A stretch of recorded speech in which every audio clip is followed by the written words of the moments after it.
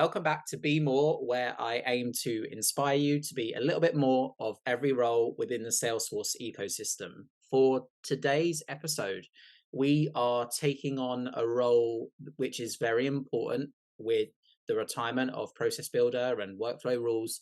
We are being more flow. So I am joined here by Andy. And without further ado, Andy, if you want to start by introducing yourself for our audience, please. Well, thank you very much, Tom, for inviting me. My name is Andy Engin Utkan. I'm a consultant and I'm an MVP in the Salesforce ecosystem. My specialization inside Salesforce is actually automation. It's flows mostly. I love spending most of my time building flows, and I also love teaching in that area. I have several programs, free or paid, teaching flows to newcomers or intermediates, admins. I like to stay active in that area. Thanks for joining us today. So maybe we can start by explaining what flow is for our audience that maybe don't quite understand what it can do. Flow actually helps us to translate the business logic into the Salesforce world. Salesforce is a CRM platform, and now it's more than a CRM platform. It's almost like an enterprise resource planning type of platform that has a lot of clouds and modules. And when you're doing work in Salesforce, you have to create records, update records, do a lot of manual work if you don't automate that work, right? So Flow enables us to take our business processes and translate those into automated steps that take us from point A to point B. It allows us to, first of all, eliminate the potential for errors, right? And also it allows us to accelerate some of the tasks we have to perform and do it over and over again without much of a hassle. And that is generally what Flow does. Flow is not the only automation tool inside the Salesforce world, Yeah. and Salesforce made pretty much clear that they are going to eventually bind everything under the Flow umbrella. We have some other automation tools that came in through acquisitions or like some other tools. It seems like the product team is taking those one by one and kind of combining them or making them available under the Flow umbrella. That's great. And I think that's a great way to describe flow and kind of, I guess, sell the value of flow as well, because you can automate processes in a repeatable way to ensure that your data is up to date and valid, right? That's right. Yeah.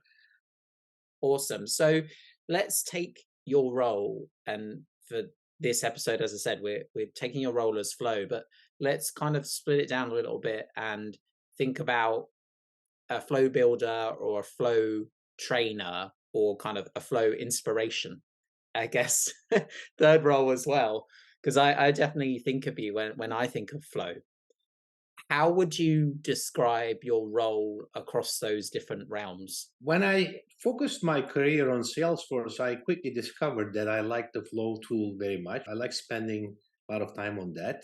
Growing Mhm. up, I used to spend a lot of time breaking and fixing toys and things like that. I was always engineer-minded kid who eventually got an engineering degree. And maybe it's the subconscious that made me call my platform and website Salesforce Break. So, I continue breaking automation and fixing automation. That's what I do.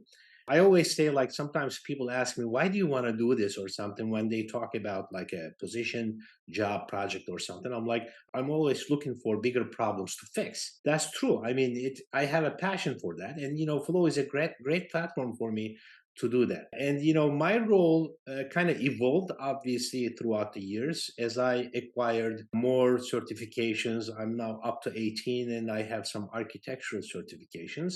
So I have a much better understanding on how the platform runs behind the scenes. So I kind of call myself sometimes a flow architect or something. I find myself more and more in a position where people come to me, some of them intermediate and toward the advanced stage with their flow building journey.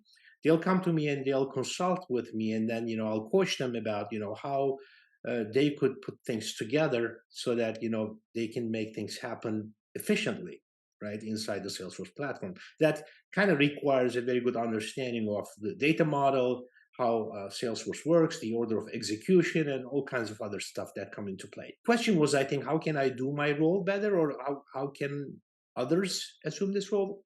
Kind of explain the role for our audience. So, okay, what are my roles? First of all, I don't have any, let's say, reservations about building stuff myself. I can spend all day long building flows. I like that.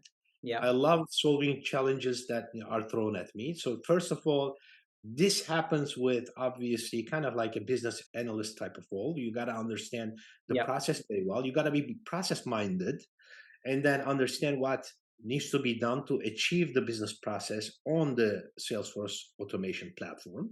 And then after that, you start kind of translating all those requirements to the flow canvas, versions and motions, and then of debugging and trying to achieve what you're planning on doing. Sometimes you have a plan and then you hit the canvas and you quickly discover it's not going to work out very well in the way you imagine. You have to yeah, split things, merge things, and then use another tool. You're doing a roll up inside your flow, you decide to put it in a roll up field or something on the object, whatever is the change required.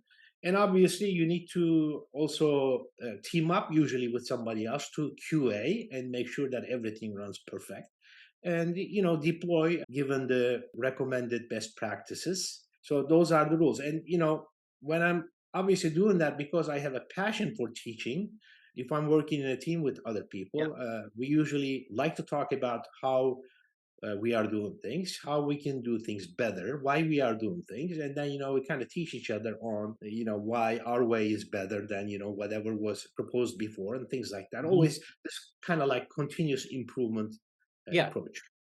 awesome. And I think that's really important because with Salesforce and in particular Flow, there isn't necessarily a right or wrong way to do it. There's perhaps a better way of doing it or a more efficient way of doing it, but you can achieve the same result in lots of different ways. Would you agree with that? Definitely. I've run a couple of sessions kind of where I led people through group exercises and they kind of discussed how to solve things like using flow, kind of Mhm. like architectural review kind of discussions. And what I usually like to say in those sessions, like as an intro, I'd say architectural process is never judgmental, right? Like architectural process is a very open process. There are no stupid proposals or questions. Somebody will say like, some people will be not very confident. They'll say, well, this may be a stupid suggestion. There are no stupid suggestions like in this Mm. realm, right? And like you said, there are more than one approaches that are pretty good, decent, and there are advantages and disadvantages in several different aspects, like various aspects of each solutions that are being proposed. Kind of jumping back a little bit, but I love the story behind Salesforce Break. I didn't really appreciate the story until you just shared that with me. How important do you think it is breaking things? Because for me, like that's a big way that I learn is by doing something and it doesn't work as expected, and then you have to fix it. Like, do you think that's shaped your career and your journey so far with Flow? Yeah, I mean, if you truly want to understand how things work and what are the boundaries, if you push things to the boundaries, then you are actually better prepared when this happens Mm, in production, right? So when a new functionality comes out, let's say like a very recent example, the whole custom notification, custom error messages in record triggered flows. I yep. was playing with that just yesterday. And I'm constantly trying things, throwing standard validations, custom validations, and then the custom error message via a before save flow, then after save flow. I'm trying things out and see how things work, like when I do a create versus like an update. And Hmm. I quickly found out, for example, some things don't actually work like I imagined, right? It's important Yeah. to know before you get there, especially you are a solution architect, as far as I know. I assume that role a lot of times, especially if you're a solution architect, you want to propose this to a client, you want to kind of come up with a POC. You really need to know what you're talking about, like before you even build the POC. Like you Yep. want to be able to tell them, well, we can. I'm pretty sure we can do this, or we can't do that. It's okay not to know 100%, but if you know what are the boundaries, that's going to save you a lot of time and save a lot of potential frustration on the client side. Yeah. definitely, and kind of learning how things work as well. I certainly learned kind of early on with my own flow journey to not use, you mentioned roll up summaries already, but to not use them in a before save flow because they won't be calculated yet. So that's important as well, like that kind of trial and error, right? Yeah, and it's not very surprising for us. We know this, but it's surprising for other people sometimes observing us. Like I've received a lot of feedback, and people will observe me working on stuff, and I'll forget sometimes how things Mm, look. I'll do that again, and I knew that didn't work. For example, like a month ago, maybe I won't remember again. And that's why I do most of my training and most of my education, free or paid, like live tutorial style. yeah, I'll just build in front of people. And the way I react and talk is like, let's try. Let's see how this works, right? We'll build it like this, see if that works good. If it doesn't work good, we'll try another way, and that way everybody sees how things are done, how things can be built, and at the same time they see that we are also human and vulnerable. Sometimes yeah. we break things, we fix things. It takes, I think, the whole pressure out of the whole learning journey. Yeah, no, definitely. And I mean, there's been a number of live demos I've done that haven't gone as well as I would expect, but I kind of say to the customer or whoever it is, like, that's the beauty of a live demo, sometimes you catch me out, like things don't work or something errors that didn't error before. Yeah, Bit of a difficult question to answer, but imagine your role is flow.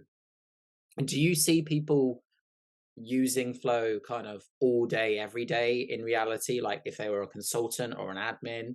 Or would you see that kind of more kind of blended with their other responsibilities as well? I think in practice, most of the time, what ends up happening is people do like a lot of configuration tasks along with flow at the same time. Mm, And nowadays, we see more and more developers building flows yeah. as well. They go back and forth. If they decide it's going to be more practical to kind of, put a flow together and then roll it out, it's going to be easier in terms of testing and deployment and maintenance in the future, then they'll also use that.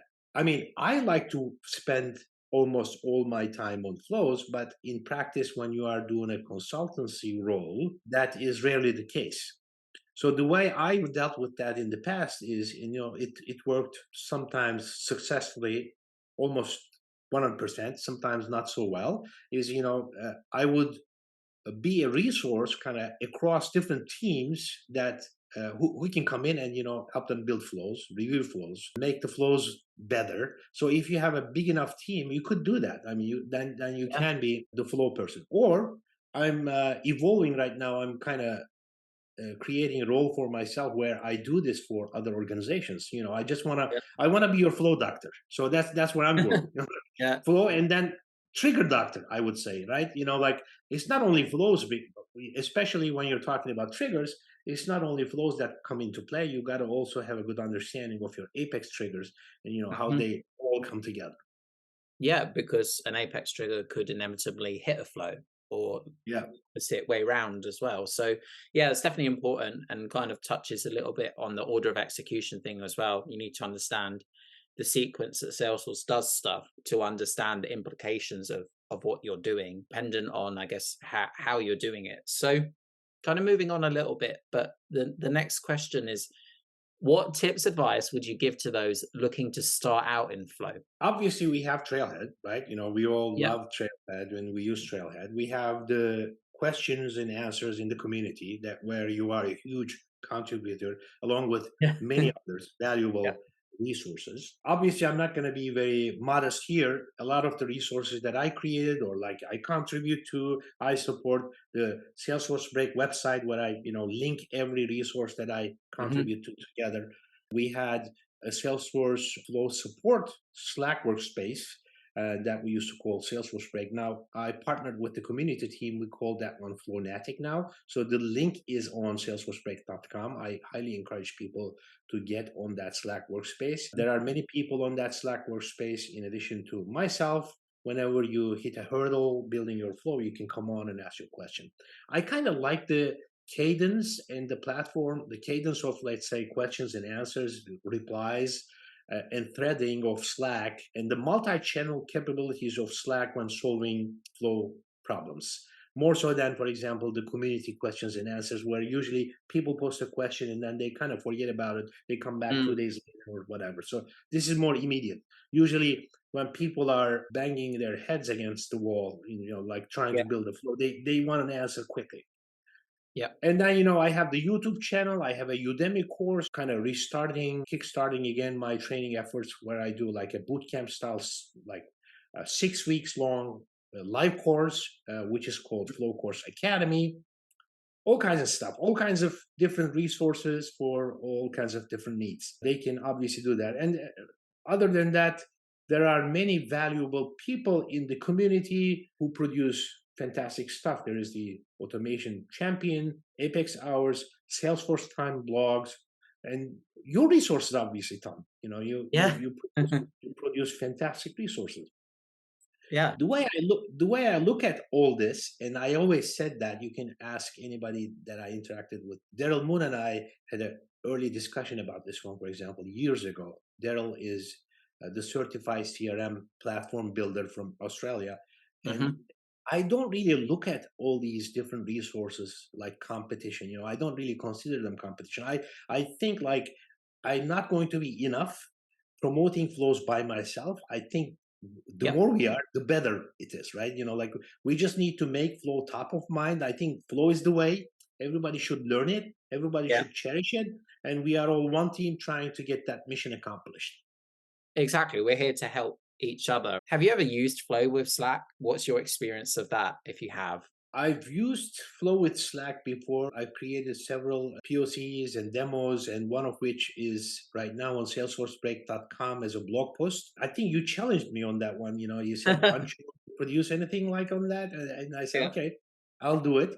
So that example was, when you're producing a software, you're releasing under agile and scrum methodology. You do your stand-ups, right? So I wanted to create a flow that would serve purpose of a virtual stand-up.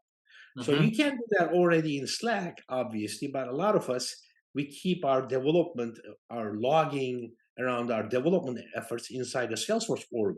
And I Yep. wanted to kind of send somebody a request to fill out a screen flow, like a Yep. Salesforce screen flow that's made for Slack, from Salesforce to Slack. And then they would just open that up, fill out the information, and that information would be recorded on the Salesforce side. So that was one example that I have done. And I have also another blog post there on how to kind of activate the integration between Slack and Salesforce, the apps Oh, that you yeah. need to activate. It's nice. I mean, I wouldn't say it's 100% effective at this point, but it's getting there. So it's going to be Mm. much better in the near future. Yeah, I think it's definitely evolved over the last few releases where we got more support for more kind of flow components in Slack. I remember when it came out and it was in beta, there was only certain number of components available, so it was quite limited. But kind of resonating on your example there, the example of things that I've done with Flow in Slack. Like I work for a consultancy and we run projects and those projects live in Salesforce. So I've actually got a scheduled flow that fires an update into the project channel, specific day and time, and that then fires a basically a screen flow into the channel, and then the project lead then uses that screen flow to update the project status in Salesforce. So they don't have to go into Salesforce, they don't have to log in once they're connected. That's it. Then they can update if the project is running on time and if it's within scope and if other things are at risk, like the budget, then they can just do all of that from Slack and ultimately don't have to kind of leave their flow of work as they're doing so. That's a fantastic Yeah. solution. Yeah, it's great. Yeah, and actually it kind of tweaked it a little bit. So once it's finished, it sends a message back into the channel to confirm that it's updated and things like that. So there are definitely different ways to achieve it based on like the actual process. But as you kind of hinted at, that's where your BA consultant hat kind of comes on. You're like, okay, what am I actually trying to achieve here?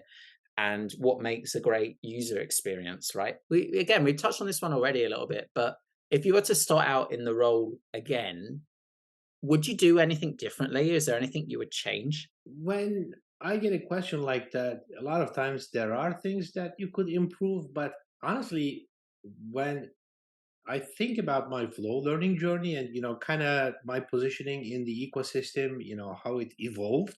I've been super fortunate. I sometimes people ask me the question. I'm like, I was kind of on the beach, standing on a surfboard, and then waiting for the waves to come in, and they did come in because I started focusing on my Salesforce career like in 2018. I got my admin certification in 2018 April. Now I'm up to 18, and I quickly discovered I liked flows maybe like a year later max.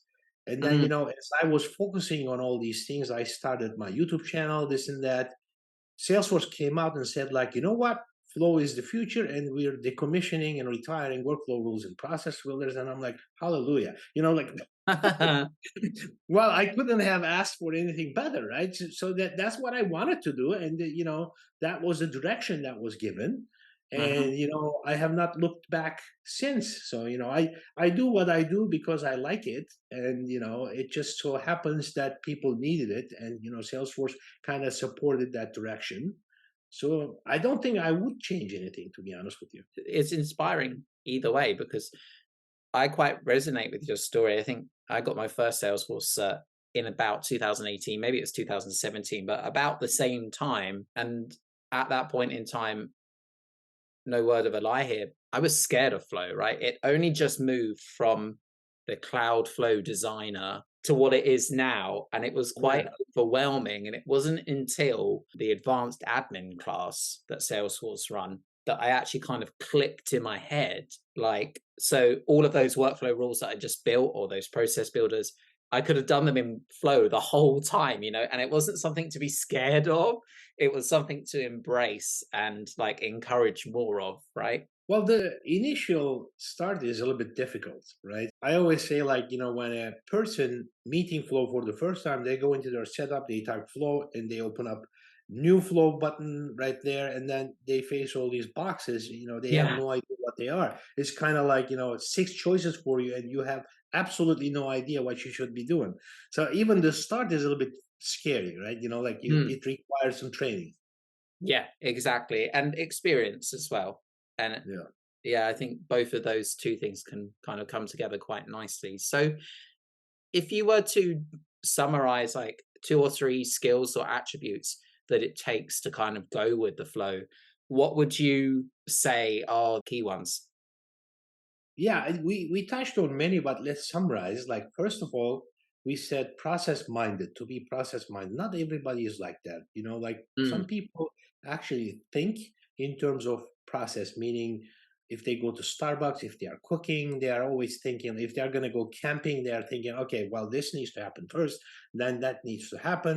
These things can run in parallel, whatever. It's kind of like project management approach, process management kind of view that you either have or you don't. You can improve it, but like if you have that at the start of your journey, that'll be good. If you don't have it, I always recommended people to look at more process maps, process mapping kind of resources, and get Mm. their kind of brain trained that way. Like, can you look at a business process and kind of map it out, right? So Yeah. that is an important skill. The other important skill, obviously, is the analysis. Like you need to really be asking the right questions to be able to translate that into the flow canvas. Well, this has been said several times in the ecosystem in several different ways. If you do not have a good process and you're kind of automating that process, you're going to get faster bad process. There are Yeah. many ways of saying this. You want to make sure that the process is a good one. If there is Mhm. something that needs to be changed or that can be changed about the process, let's say you're wearing your consultant hat and you're talking to a business, you could always propose to them and say, like, well, maybe we do it a little bit differently, right? There is the technical aspect, right? And once you understood what needs to be done in terms of process, you're going to translate it to the flow canvas. You have to understand the data model really well. The standard functionality really well. And then on top of that, the custom functionality that has already been built really well. You don't really want to reinvent the wheel. You don't Mhm. really want to create unnecessary custom objects, fields, automation, things like that. You want to leverage what's in there already. After that, you always also want to be able to understand and keep in mind all the ways that Salesforce kind of puts Apex and Flow and everything else together, the limitations, the kind of multi-tenant kind of processing, and how that comes into play. And if you understand those things better, some of the advanced capabilities, async processing, the record locking potential issues, things like that, and those are more advanced and Yeah, those will come in time. But if you can understand those better, then your solution is going to be a much better solution. definitely watch out for our old friend data skew. Yeah. Because that is a problem. And yeah, 100% kind of agree with that. So kind of quick fire round now, but if there was one thing you'd like to change or make people more aware of in relation to flow, is there anything that comes to mind? Yes, I think the one important thing that I would say, and this is an important topic for me, I want to put it out there and underline it, emphasize it. Yeah. Um, Flow building skill is not an admin skill. And what do I mean by that? It's not a standard admin skill. Nowadays, what we see often is that we actually demand and require that the admins do flows really well. Like, they kind of need to have advanced admin skills. We need to, first of all, put out there and understand that, the standard admin skills do not automatically include flow building skills. Yeah. Now, and when you look at it from the other perspective, like, like when you talk to the developers, you get a lot of comments around, well, flow skills are not development skills. Those are different, right? Yep. So when I look at this whole spectrum, I want to put it out this way. Like, we have the admin skills, standard admin skills. The admins, we always encourage them to add local development, and I underline development. Local Yep. development is development. Put that on top of the admin skills. And then after that, if they choose to do so, they can also do code development skills, right? So these Mhm. are, for me, the different stages or skill levels of development or customization on the Salesforce platform. And I think we need to categorize, let's say, define these really well, also because we want to make sure that people do not experience undue stress thinking, like, I'm an admin, I should be able to create advanced flows here Mm. automatically tomorrow without any additional training or something. No, this is an acquired skill. It's a separate skill, and it's an important skill. And when you look at it from the code side, yes, this is also a development skill, but it's a different way of development. That's what I would say. I'm afraid we're kind of having to bring today's session to a close. But before we do go, you mentioned Salesforce Break already, but what are other ways that people can connect with you and your content? Everything I do is connected to salesforcebreak.com. There's a contact form on there that just directly goes to me. On LinkedIn, I'm quite active. I put out like a weekly newsletter. But Yep. if you want to contact me, just fill out the form on salesforcebreak.com, and that's going to go directly to me. Awesome. Well, thanks again for joining us today. And hopefully, between us, we can inspire people to be more flow. Thanks. Thank you very much, Tom. Thanks for tuning in to Be More with Tom Bassett. Don't forget to like, subscribe, and leave any feedback in the comments.